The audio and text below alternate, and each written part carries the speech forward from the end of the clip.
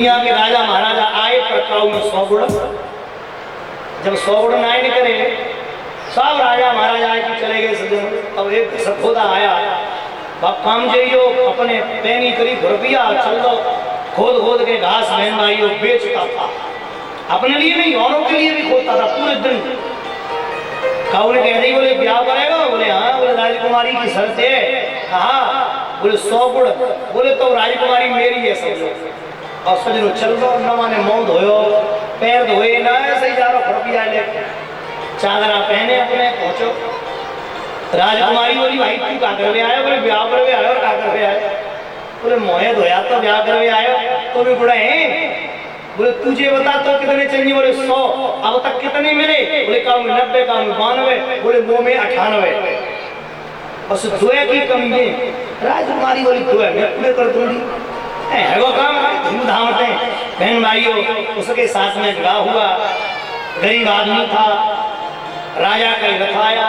अब राजकुमारी ने बीच विदा हो गई। रास्ते में पूछा सुनो जी अब वो 2 अंगूर आप बता देते तो मैं उन्हें दूर कर देती गम खाने तसल्ली मार। अबे तो तू मारे वो सुन पर अबे तो तू कहेगी घर तक आए घर पहुंच गए। राजकुमारी ने फिर कहा बोले 2 अंगूर बता देते। सो बोलो तू चुप बैठेगी कि नहीं? मेरी पत्नी है मैं तेरा पति बता दूंगा हो सकता। राजकुमारी बोली रुपया आया के हाथ में गर्दन उड़ाए दे। फिर शांत रह गई। सवेरे बहन भाई पूछी ए जी आप अब तो बताइए। 1 महीना निकल गो। 1 महीने बाद उठ गई राजकुमारी खानो नहीं खायो। बोले जे तो बता तुम्हें अब गुड़ कौन से? किसान बोले तू ना माला गिला सुने मुंह में सब गुड़ है बस दुए अब गुड़ है। मैं कुछ जानता ना हूँ और काऊ की मानता ना न कुछ जानता न किसी की मानता। तो कि बहन भाइयों राजकुमारी ने सर में थपाक लगाई। बोले मर गए मेरो तो है वो सत्यानाश। न जानता न कुछ काऊ की मानता। अब तो अब गुड़ है जाने कौन से। तो गुड़ों की गिनती मत देखो। कोई तुम्हें अपने गुड़ बतावे देखो भैया हम तो कुछ खाते पीते नहीं है। हमारा घर तो ऐसा है हमारे घर में तो पूजा होती है हम तो कुछ लेते नहीं है हम तो बड़े शुद्ध है। तो समझ लो जाओ सब अब गुड़ करेंगे। कल कह रहा है मेरे अंदर गुड़ भी है। महाराज परीक्षित बोले तेरे गुड़ में मैं अचार नहीं डालूंगा। मुझे तू ये बता तू जाएगा कि नहीं? बोले सरकार थोड़ी सी जगह दे दो। तो कलयुग को जगह बता रहे हैं। द्यूतपानम स्त्रिय सुना। पहला द्यूतपानम पहला जो लोग जुआ खेलते हैं ना वहां तू रहेगा। भाव तो समझना। द्यूतपानम स्त्रिय सुना। जो लोग जुआ खेलते हैं वहां तू रहेगा। यत्रा धर्मश्चतुर्विधा। जहां धर्म नहीं है वहां तू रहेगा। और जहां पर स्त्री पर गलत नजर डाली जाती है वहां तू रहेगा।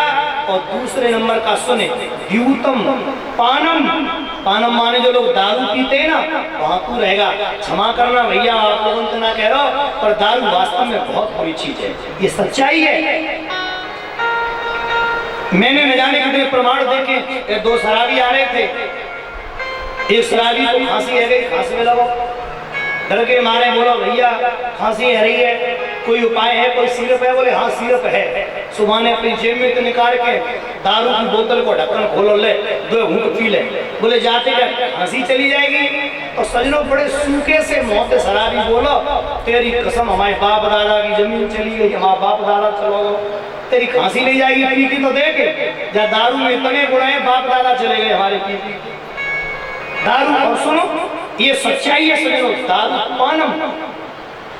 आप और नशे में रहेंगे तो और नशे नहीं लत नहीं लगेगी।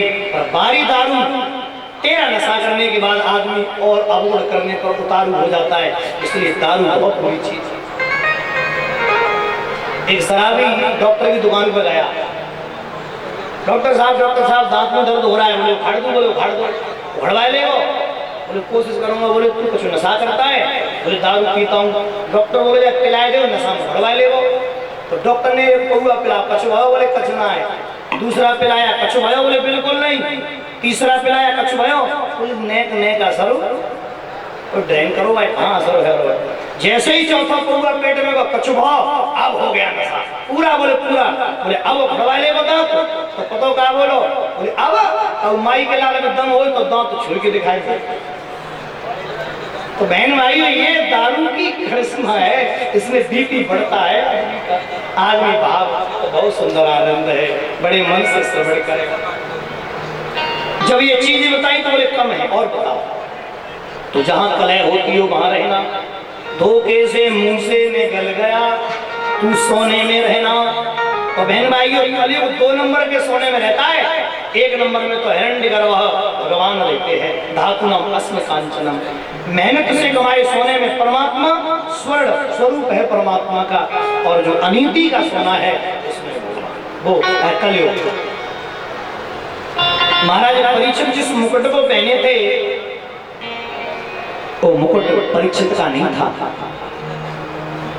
आप सब जानते हैं वो मुकुट बहन भाइयों भीम ने मारकर जरासंध को छीना था, और आज महाराज परीक्षित उसी को पहन के आए।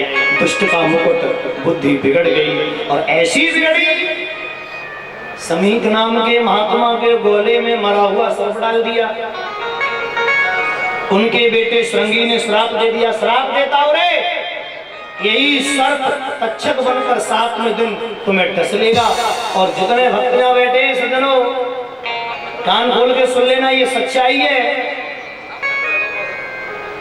ये हकीकत है बहन भाइयों। 8वां दिन यहाँ किसी को मिलने वाला नहीं है। यहाँ जितने भक्त बैठे हैं 7 ही दिन में सबको जाना है। महाराज परीक्षित घबराए, एक महात्मा ने कहा इधर जाएं क्या करें समझ में नहीं आता। एक संत ने कहा सुक्रताल चले जाओ, हैं सीधे सुक्रताल की ओर आए। समय बहन भाइयों बहुत प्यारा, गंगा जी का किनारा, बट वृक्ष की छैया। महाराज परीक्षित ने सुदेव भगवान के जो है चरणों में सर रखा।